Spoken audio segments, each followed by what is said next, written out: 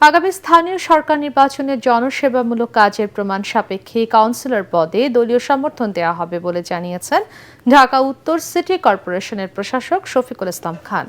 রাজধানীর উত্তরায় মতবিনিময় সভায় তিনি বলেন, শুধু পদবি দিয়ে বিএনপির দলীয় সমর্থন পাওয়া যাবে না।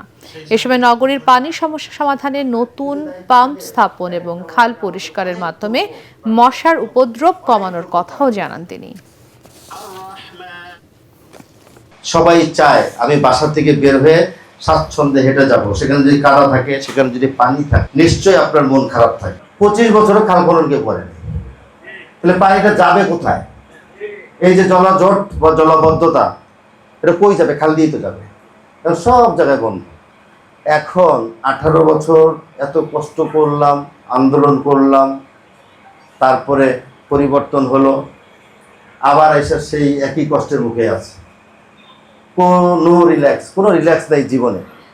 মনে করছিলাম প্রথমে যে প্রশাসক বা এমপি টেমপি হইলে অন্তত পক্ষে দিনে 1-2 ঘন্টা ঘুমানো যাবে নাকি, হাসার কিছু নাই ভাই, সত্যি কথা। এটা প্রথমে ভাবছিলাম, এখন দেখি আগে যেমন 24 ঘন্টা রাজনৈতিকভাবে রাস্তায় থাকতাম আপনাদেরকে নিয়ে, এখন দেখি যে 24 ঘন্টা না, 24 ঘন্টার বাইরে যদি 2 ঘন্টা এক করা যায়, ওইটাও কাভার আছে। অর্থাৎ এটার কারণটা হলো আমরা আসলে অ্যাক্টিভলি কাজ করার চেষ্টা করছি। আমরা জনগণকে নির্বাচনী ফেস্টিতে যে কথা বলেছিলাম, সেই কাজগুলো আমরা কথা দিয়েছি, এখন হলো আমাদেরকে বাস্তবায়ন করার সময়, বাস্তবায়ন করতে হবে। আমরা সেই কাজগুলো করার জন্য চেষ্টা করছি।